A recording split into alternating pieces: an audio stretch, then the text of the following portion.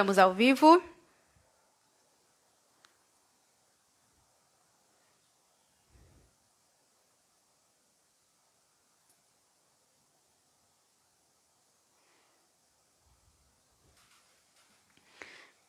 Vamos lá, estamos só aguardando.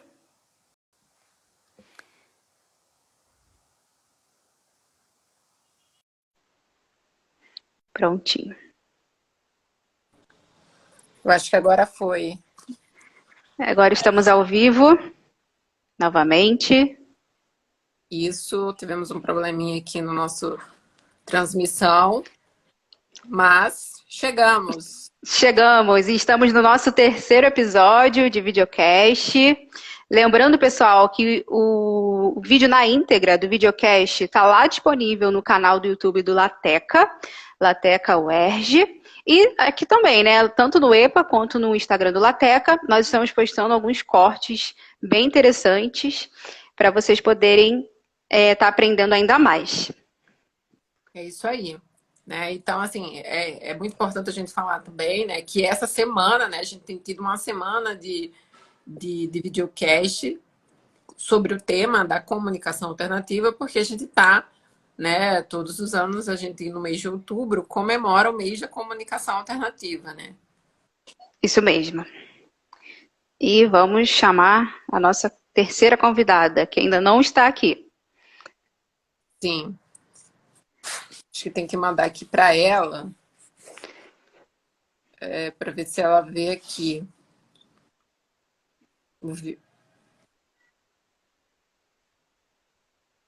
Ah, é boa ideia. Dá para encaminhar para ela. Ela entra automaticamente. Vamos ver se ela consegue ver.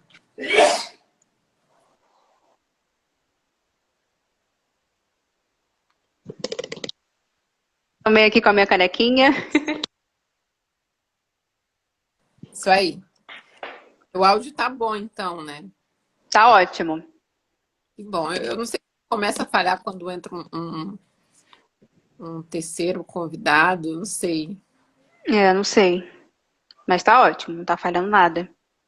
Será que ela ainda não viu? Ela estava sentindo um pouco de dificuldade Ainda não. para entrar, né? Na verdade é só ela entrar realmente aqui na live, que aí já aparece aqui essa opção.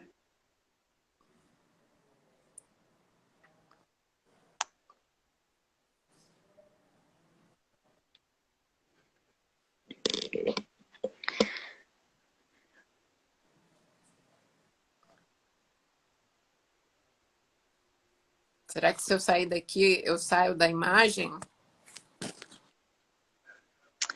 Não sei. Nunca testei. Qualquer coisa eu te coloco de volta.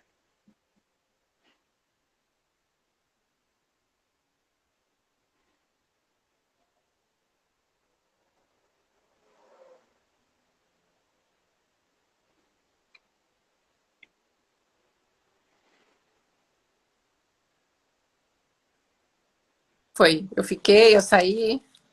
Você ficou girando, ficou um negocinho girando assim no seu rosto. Ah, então. Eu acho que agora ela conseguiu entrar. Conseguiu? Flávia Moreira. Estou convidando. Só aceitar, por favor. Vai aparecer uma notificação? Isso! Aê! Aê! Gente, mas é assim mesmo. Você Boa nos escuta bem? tarde! Demorei, mas apareci. Isso Você tá, aí!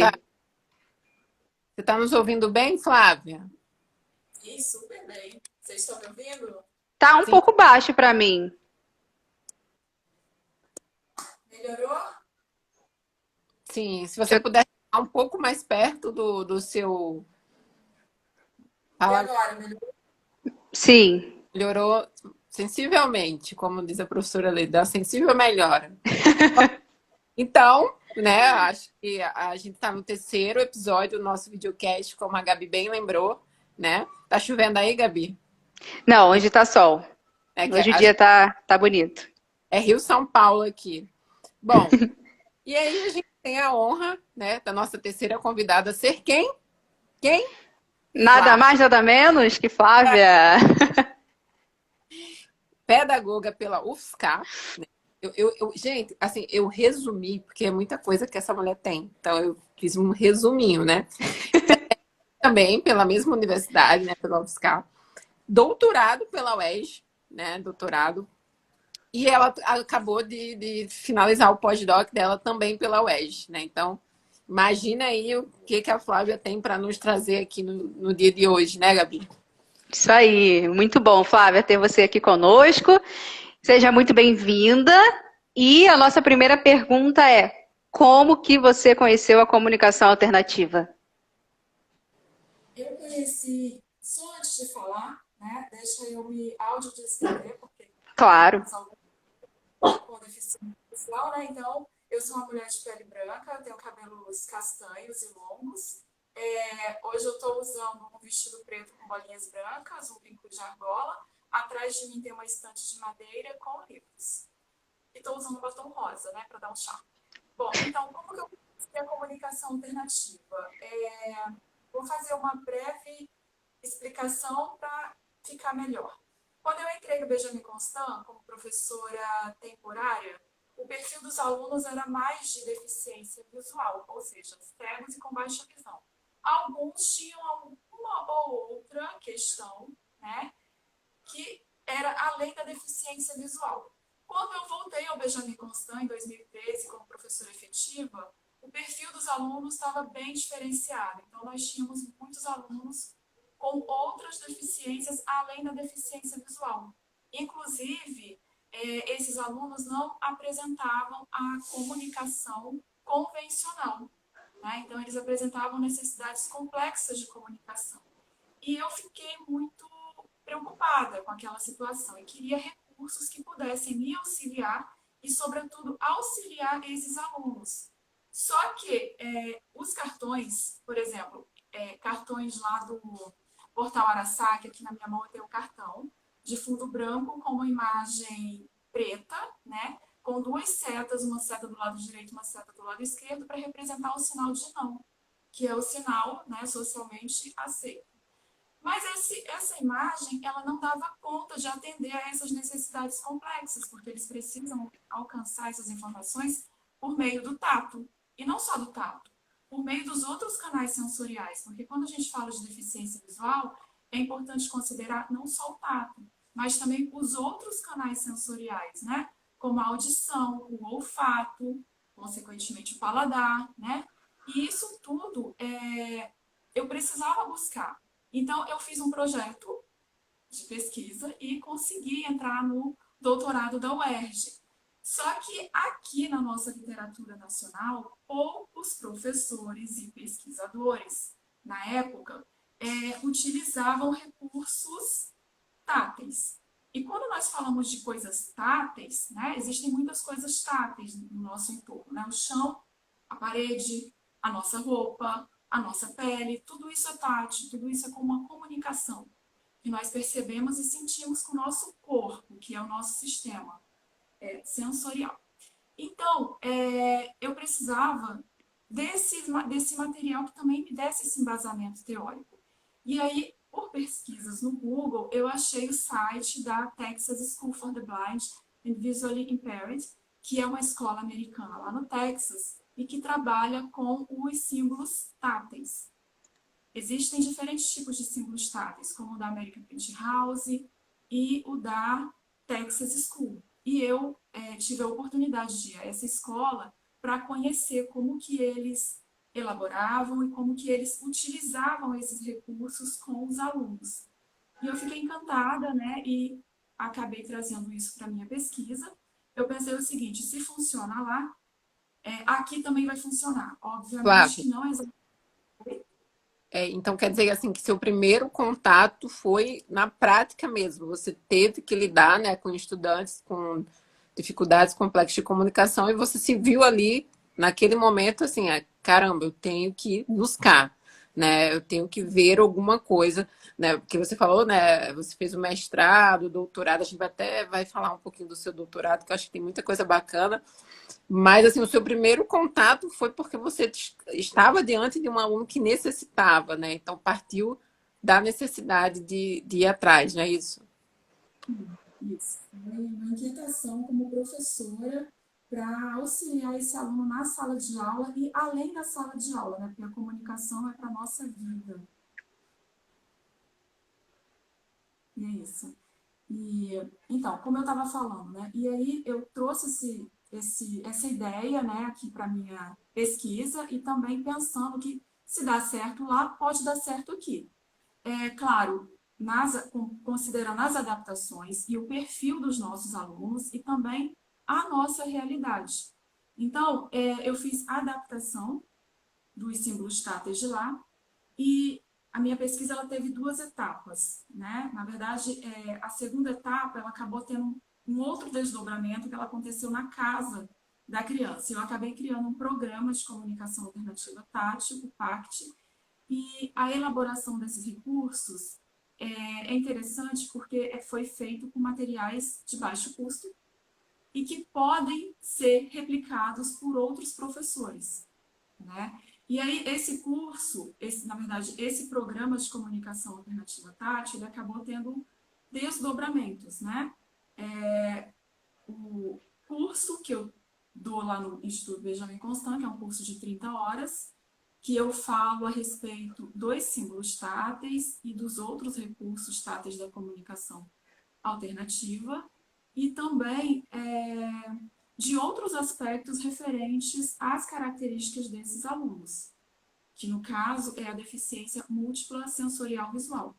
Inclusive, em relação a esse termo, na nossa literatura, existem pesquisadores que utilizam outros nomes, né, como deficiência visual associada a outras deficiências, ou deficiência visual e múltipla, né? Então, é importante também a gente pensar que diferentes nomes, mas para se referir a uma mesma condição. Entendi, Flávia. E você citou o PACT. Ele está disponível em algum lugar? Ele está disponível para download gratuito no site do Benjamin Constant. Só colocar no Google que aparece. Ah, legal. Tá ótimo, então, a explicação aí da Flávia, né? Que ela começou a partir da prática, depois ela foi para o mestrado, doutorado, né? Eu acho, né, Gabi, se assemelha muito assim com a nossa prática e a prática, por exemplo, Sim. a Cláudia falou isso, né? Ela veio, né? Ela veio na verdade, ela veio da formação inicial e foi para a prática, e toda hora a prática fazia que ela fosse para a teoria, e que a teoria fazia ela ir para a prática, então era uma coisa que não saía, né? Não saía um de perto do outro, né? Flávia, você falou, né, para a gente aqui sobre tem uma escassez, né, de estudos, sobretudo no Brasil, sobre comunicação alternativa tática. Eu conheço a partir de você, né, também da Vilma, da Shirley Maia, eu acho que é isso, né, que eu escutei tanto vocês falando isso no doutorado que eu aprendi. O que você acha, Flávia, que falta assim, para que haja uma divulgação maior, para que essa disseminação de conhecimento se amplie aqui no Brasil? Bom, momentos como esse que vocês estão oferecendo é um dos caminhos para divulgar esse trabalho que é tão importante, né? Nós temos também lá na Isaac Brasil, eu estou levando também os recursos táteis da comunicação alternativa, e também é importante ressaltar que quando nós falamos de comunicação alternativa tátil, nós não estamos falando de um outro tipo de comunicação alternativa, né? Porque existe também uma confusão conceitual no que se refere à comunicação tátil e comunicação alternativa tátil. Mas é a mesma coisa? Existem algumas diferenças conceituais, porque quando eu falo de comunicação tátil, eu estou falando a todas aquelas formas e modalidades de comunicação que eu adquiro essas informações por meio do tato. E a comunicação alternativa tátil, o que é? São os recursos táteis da comunicação alternativa. Então, eu utilizei esse termo, comunicação alternativa tátil, só para dar uma ênfase à existência desses recursos.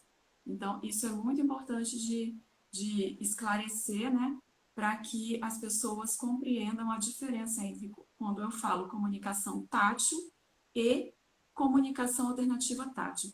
E em relação aos pesquisadores, realmente a Shirley Maia é uma pioneira nesse assunto, porque antes de eu ir ao Texas, ela já tinha ido ao Texas, só que como não tem momentos de troca, né, eu acabei descobrindo que ela tinha ido ao Texas depois de eu ter ido lá ao Texas. E depois de ter conversado em outros momentos com a Shirley. Ela trabalha com os símbolos táteis, inclusive de forma prática lá na RINSA, que é a escola dela. Mas continuamos com essa necessidade de divulgar e de mais pesquisas a respeito desse assunto. Isso aí. Então, para quem está ouvindo a live, quer fazer mestrado, aí a Flávia aí tem bastante conhecimento aí para ajudar vocês. Então, Gabi, tem pergunta do Instagram? Ó, temos perguntas do Instagram, nós colocamos uma caixinha lá, Flávia, hoje, e separamos 2 perguntas para você. Vamos fazer a primeira. Como iniciar a comunicação tátil com os estudantes? Como que é esse início? Comunicação alternativa tátil. Os né? Bom, primeira coisa, conheça as características do seu aluno. Como é que ele se comunica? Isso é muito importante. Converse com o pai, converse com os outros professores, observe. Esse é o primeiro caminho. E quando a gente fala de iniciar um trabalho, é considerar as modalidades que esse aluno já tem. Eu vou dar um exemplo para você que fez essa pergunta. Eu tenho um aluninho que eu estou atendendo agora, né? Então, ele já tem a comunicação dele, mas essa comunicação precisa se tornar conhecida por outras pessoas. Então, como é que eu vou favorecer, ampliar essa comunicação, colocando formas que outras pessoas consigam entender? Então, eu perguntei para a família, porque uma das grandes, um começo muito interessante e que pode ser pensado assim, mas isso não tem importância. É o sim e o não. Então, eu perguntei para a família, como é que vocês perguntam para ele o que ele quer, o que ele não quer, como é que ele mostra que ele quer alguma coisa ou que ele não quer alguma coisa. Então, como ele é um menino muito risonho, né, eu costumo falar que ele é ensolarado, o sorriso não dá para a gente utilizar como um sim, porque ele é um menino muito risonho.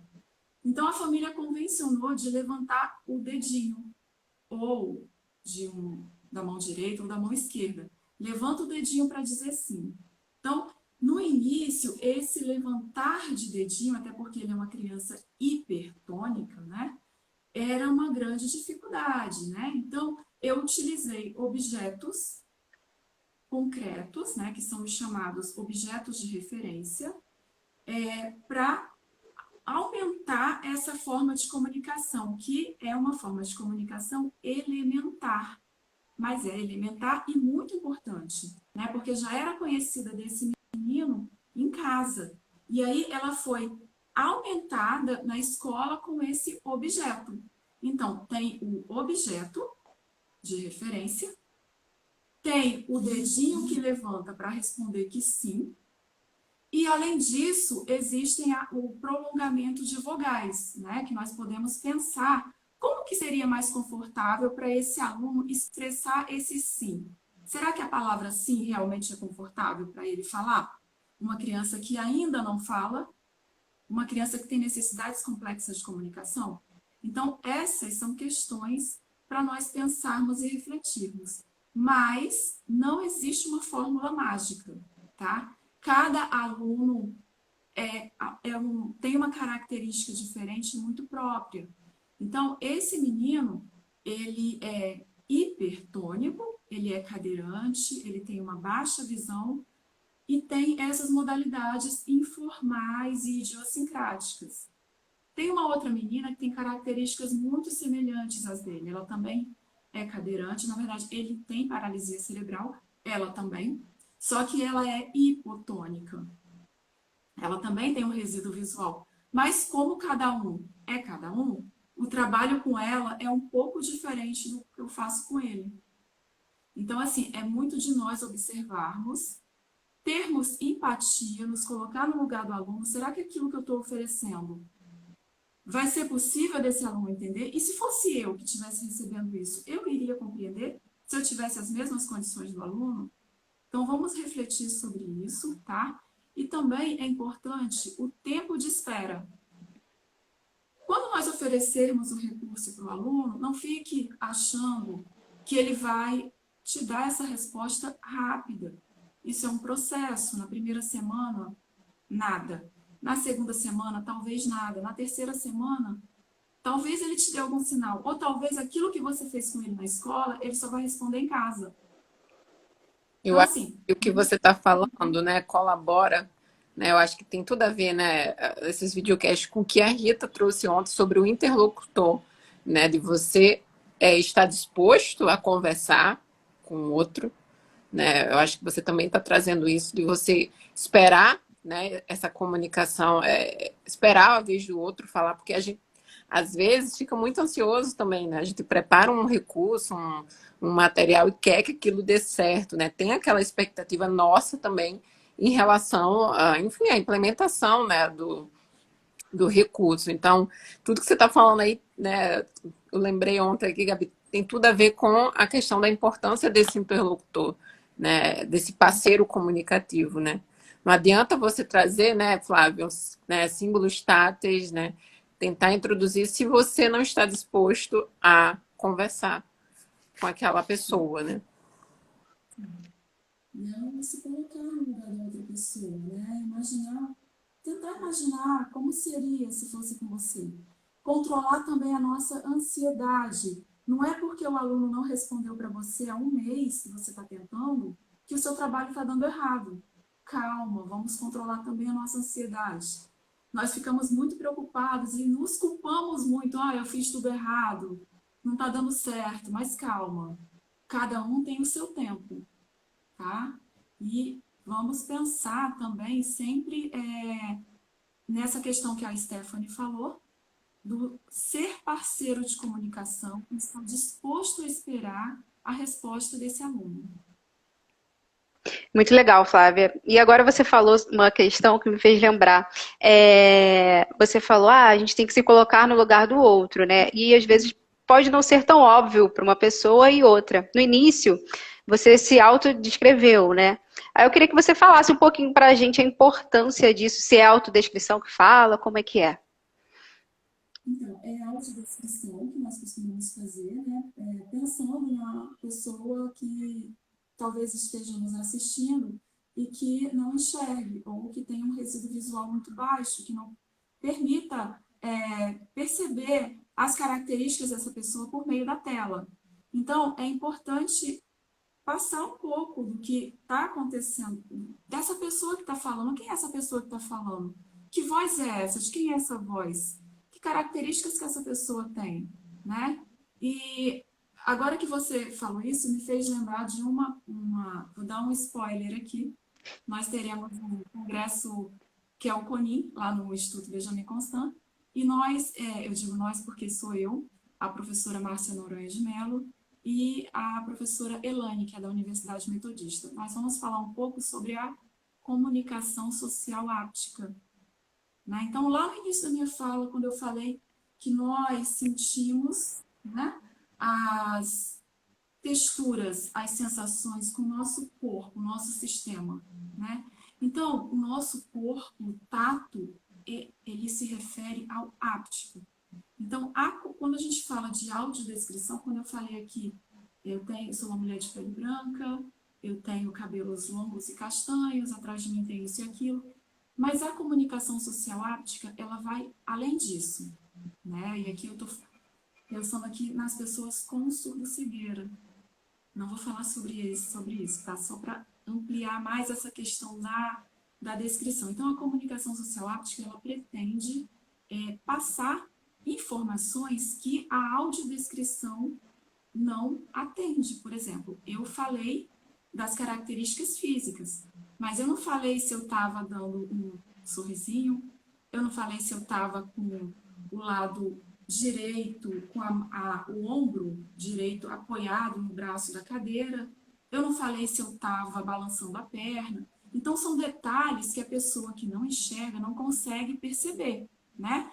A pessoa que está vendo uma peça de teatro, ela não consegue perceber o deslocamento desse outro no palco. Então, é só para aguçar a curiosidade de vocês, tá?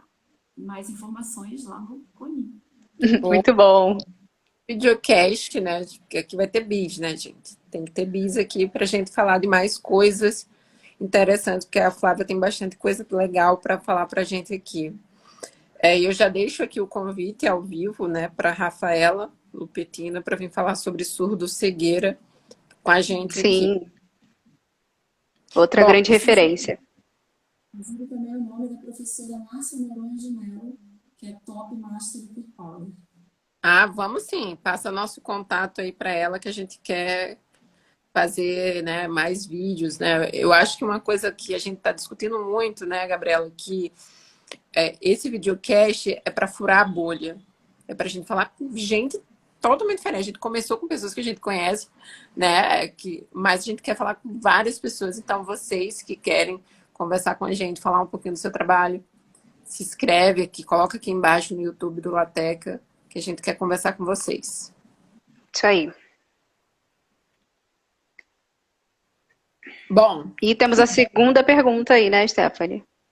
eu acho que ela acabou meio que respondendo, né? Que a segunda pergunta, Flávia, que fizeram para você na caixinha do Instagram foi como que você trabalha a comunicação alternativa tátil com o aluno, né? Você foi falando, né, sobre entender, né, quem é essa criança, conhecer através da família também, né? A família é super importante aí no processo. Você meio que foi falando dentro da outra resposta, mas se você quiser complementar, você fica à vontade. Bom, eu poderia mostrar alguns recursos, né? Você vai mostrar, vai ter um momento que você vai só fazer isso. Vamos só antes perguntar para você, Flávia, se você tem alguma curiosidade, alguma história que você já passou na sua prática, né, em relação à comunicação alternativa tátil. Bom, você poderia ser mais específica do tipo, que tipo de foi com Olha só, aluno? ontem a Rita, não sei se você assistiu o nosso videocast, ela falou que a maior curiosidade dela, não foi isso, Gabi? Você me corrige. Foi. A alternativa foi ela ter casado com o irmão do sujeito de pesquisa. Foi engraçado que ela falou. A Cláudia comentou que foi um momento bonito para ela quando viu uma criança utilizando a comunicação alternativa, né, de forma funcional, né? Eu acho que foi no parque, não lembro. Depois vocês assistem aí. E quando a Sim. gente dentro da sua prática, o momento que você viu que Que foi especial para você, que você viu funcionando realmente. Então, eu fico muito feliz quando eu apresento o recurso, por exemplo, uma menina, né? Comecei com ela ano passado. E aí é a questão do pedir, Uhum. pedir sem precisar se machucar ou machucar o outro. E o compartilhar um objeto também é muito complicado, né? Compartilhar com quem? Se eu não estou vendo nada no meu entorno. Então, o ensinar a compartilhar e o ensinar a fazer pedidos. E no início, ela partia para cima de mim, porque ela não queria compartilhar, né? Ela queria para ela, estava gostando daquele objeto, daquela brincadeira. Mas eu queria que ela fizesse o pedido utilizando lá o objeto que representava o eu quero, né? Então, na primeira vez, eu até levei um sáfano assim no rosto, né? Mas vamos lá, vou desistir não, vamos de novo. Na próxima semana, na outra semana, até que ela já pega, né? Na verdade, ela faz assim com a mãozinha, né? Eu falo, não, eu não vou te dar, não. Eu quero que você estenda a mãozinha e mostre ou fale para mim se você quer aquilo. Você quer? Vamos supor, ela gosta muito de slime. Você quer a meleca, o slime? Quer? pega aí para tia Flávia o símbolo que você quer. Aí ela vai lá, pega, tem vezes que ela amassa os dois e joga no chão. Aí eu falo, não entendi. Então, quando ela pega e me entrega, nossa, irradia o meu dia, Que né? legal. São momentos bem interessantes. Ou quando aquele Bom, menino que eu falei, né? Ele levanta o dedinho simultaneamente na hora que eu mostro o símbolo e faço a pergunta e o prolongamento de vogais para dar ênfase no sim. Isso também me deixa muito feliz, mostra que continua assim, que é por aí. Muito bom, muito legal. isso mostra que a gente está no caminho certo, né, Flávia? É isso, né? Levou uma porrada, mas não, vamos lá, O continua. importante é não desistir, né? Persistir e ter constância, né? Que a gente Sim, e consegue. considerar também os pontos fortes do aluno, né? Uhum. De que forma que esse aluno vai conseguir fazer a seleção desse material que você está apresentando? É vocalizando? É você colocando a mão dele? É você pesquisando com ele? Ou ele tem condições de fazer como essa menina que eu falei anteriormente, né? De estender as mãos e pegar e te entregar. Temos também que pensar como que é mais confortável para esse aluno fazer a seleção.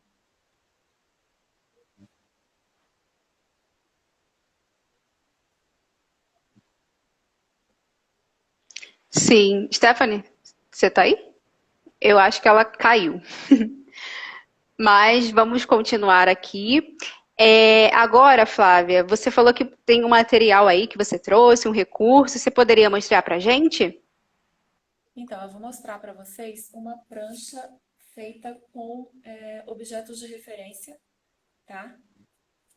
São objetos que eles são chamados de objetos de referência porque eles recebem algum significado especial relacionados a eles. Então, por exemplo, aqui, um copo.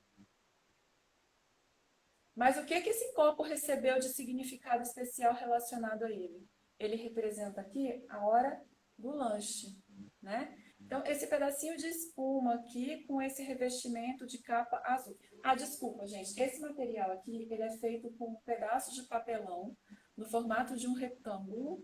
E aí, em cima desse papelão, que é um pedaço de tampa de caixa, eu colei um papel cartão vermelho Ei, e plastifiquei com contact. E aí eu coloquei uma, duas, três, quatro fitas de Eva amarelo, tá? E coloquei pedacinhos de velcro para colar objetos. Então, é um material de baixo custo e esses materiais podem ser facilmente encontrados, né? E aí tem esse pedacinho de espuma, como eu estava falando antes, revestido com esse tecido azul, ele serve para representar o dormir. Então, aqui tem o lanchar, né? Aqui é o momento da escola, que no nosso caso lá é um punção. Uma bolinha para representar brincar. E um zíper que eu peguei o embalo lá do Pact, que no Pact eu considerei que o zíper representava ir para casa, porque quando a criança fechava a mochila, ir para casa. Então, todos esses objetos aqui, para serem utilizados pelo aluno, eles precisam se tornar conhecidos pelo aluno, né? Eu não vou utilizar uma coisa que eu não conheça. Por exemplo, eu não vou sair dirigindo um trator se eu nunca dirigi um trator, eu não conheço. Estou utilizando assim, um exemplo bem absurdo, mas para uma coisa mais simples, tá? Por exemplo, para dar significado a esses objetos, então o aluno ele precisa ter contato com eles, brincar, uma brincadeira direcionada. Então, olha o travesseirinho, para que que serve? Ó, para dormir. E um copinho, nós utilizamos para quê? Para que que a gente utiliza um copinho? Então, dá também a funcionalidade desse objeto, né? Porque muitas vezes o aluno ele pega um objeto e fica batendo, ou fica girando, ou arremessa, que é o mais comum. Então, para dar um significado para esse objeto de uma forma descontraída. Flávia, E e eu não sei se tem a ver, tá me ouvindo? Vocês estão me ouvindo? sim, Sim. Negócio de dar, da função, né? E isso também, a gente está falando de comunicação alternativa tátil, mas a comunicação alternativa, né, quando a gente também está implementando a comunicação alternativa sem ser tátil, que você deu uma explicação bem melhor do que eu, mas às vezes você está implementando e a criança sabe que isso aqui é uma caneta, mas às vezes não sabe a funcionalidade dessa caneta, né? Então, aponta para a caneta, né? Aí pega a caneta e escreve, e às vezes não consegue fazer essa associação. E eu acho que a Gabi, né, tem pesquisado isso também, né? A função do vocabulário, né? Como é uma coisa que a gente precisa também trabalhar muito, né? Senão fica sem, como você falou, né? Fica sem nexo, né? Você fazer uma coisa e a criança não saber a função daquela coisa. Sim, e existe, só para instigar mais a curiosidade de vocês, tá? Que eu não vou falar tudo. Se vocês quiserem saber mais, fiquem de olho lá na página do IBC que eu falo disso lá no PACT, no curso. Então, assim, existe um distanciamento entre aquilo que eu falo, entre aquilo que eu faço e entre aquilo que eu pego, tá? Então, tem toda uma explicação do porquê que esse objeto é isso e por que que eu vou usar, e a palavra tem uma relação com esse objeto. Então, assim, quando a gente olha para esses objetos aqui, que eu acabei de mostrar nessa prancha, estou novamente segurando a prancha, tá, gente? Parece óbvio, mas tem toda uma conexão por trás disso, para a criança compreender, tá? Então, é um pouco de a gente, por nós enxergarmos, ouvirmos, são coisas que nós fazemos de forma tão automática que não nos damos valor da riqueza que é para estabelecer conexões e compreender o significado de tudo que está no nosso entorno, tá? Para pessoas que têm o desenvolvimento típico, ou seja, que não têm deficiências, muitas coisas parecem óbvias e passam despercebidas de fato. Mas existem muitas coisas para eu atribuir significado, que aí a gente vai entrar na questão da formação de conceitos, que é um assunto para outras discussões. Perfeito, perfeito. Eu acho que tem tudo a ver, né, Gabi, o que ela falou. Eu tô assim, só pensando, né, amanhã, gente, tem a Carolina Schirmer aqui, né? Olha só. Sim. Eu acho que vai ser um apanhado, assim, legal sobre a comunicação alternativa. Bom, aqui foi uma aula, né? A gente teve uma aula de comunicação alternativa tática com a Flávia. A gente pôde conhecer um pouco também a história da Flávia, né? Um pouco da história dela, como que ela começou. Porque, Flávia, muita gente que tá assistindo aqui nosso videocast tem essa curiosidade, sabe? Como é que você começou? Da onde que foi? Como que você entrou nessa área? Né? Porque às vezes a gente está falando aqui, né? A gente está num lugar de pesquisa, muitas vezes falando, e aquela pessoa que está iniciando pensa assim, será que eu chego ali? Será que eu vou saber implementar como a Flávia faz? E, Gabi, se você quiser complementar aqui, porque eu acho que todas as perguntas foram feitas, a Flávia esclareceu tudo muitíssimo bem. Eu acho que Sim. você queria divulgar o seu programa, é isso? Você tem alguma página, Flávia, no Instagram para a gente poder colocar aqui? Posso mandar para vocês depois. Tá bom. Mas eu E a acho que gente divulga. quer divulgar para as pessoas, pode falar. Eu gostaria de divulgar o PACT, o curso, né, que eu vou dar novamente ano que vem, e que eu falo sobre os principais recursos táteis da comunicação alternativa, sobre a deficiência múltipla sensorial visual, sobre questões de integração sensorial, essa questão da formação de conceitos, entre outros assuntos. Eu acho que muita gente aqui nesse videocast também, Flávia, vai ter a curiosidade de saber sobre formação continuada, como é que, se você tem oferecido, né? Porque eu acho que é legal, né? As pessoas buscarem, né, cursos em relação à Tem comunicação também alternativa uma tátil. disciplina que eu estou dando no mestrado, né, que eu vou abrir para alunos especiais.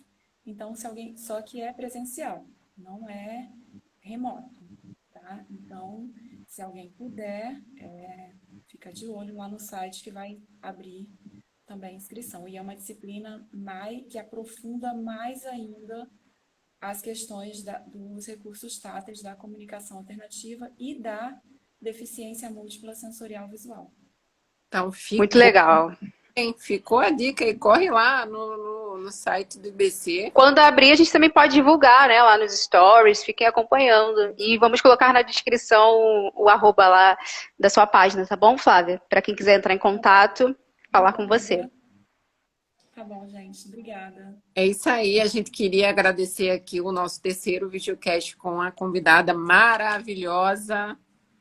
Quem perdeu, ó, vai ter que assistir tudinho na íntegra. A gente vai fazer alguns recortes de vídeos aqui para vocês ficarem só no gostinho aqui do que a Flávia falou. Que na verdade, né, os recortes são um gostinho. A live é um gostinho. O negócio é você ir lá, fazer o curso com a Flávia. É né? isso aí. Preparar o currículo, né? Que eu acho que é currículo, né? Currículo Lattes, então, para poder fazer essa disciplina com a Flávia, que ela, enfim, né? Uma das referências em comunicação alternativa tátil, sim, no Brasil, né, Flávia? Eu acho que você pode falar. Você chegou nesse. Eu posso falar isso, né? Eu posso dizer que você já chegou lá. E agradecer a todo mundo aqui. Oi? Estou alcançando ainda conhecimento. Mas a pesquisa é isso, né? Eu acho que não é a gente chegar em nenhum lugar. Eu acho que é divulgar. Eu cada vez mais sinto que o conhecimento científico é para trazer para a sociedade. Não deixar minha pesquisa lá, né? Falar de leitura só para academia, para todo mundo, porque eu acho que é isso. Senão ela não chega. E a comunicação alternativa tátil, né? Você, né? Falar disso para pessoas que às vezes tá lá numa região ribeirinha, não conhece, né? Tá lá talvez no Nordeste, no interior, não conhece, ou no interior de São Paulo, enfim. É trazer, popularizar esse conhecimento. Eu acho que é isso que a gente tem que fazer, é o nosso compromisso enquanto, né, pesquisadores. Eu acho que é o que a gente está tentando fazer aqui, né, Flávia?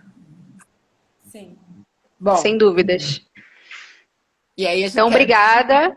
Muito obrigada por todo mundo estar aqui, ter comparecido, assistido, prestigiado a Flávia. Incrível, foi ótimo, viu, Flávia? Muito, muito obrigada. Obrigada, meninas. Obrigada, gente. É isso aí, pessoal. Amanhã não perca o 4º videocast com a professora Carolina Schirmer, que vai ser demais, né? Vai ser ótimo. Contamos com vocês. Até amanhã. Beijo, galera. Tchau, tchau. Um beijo.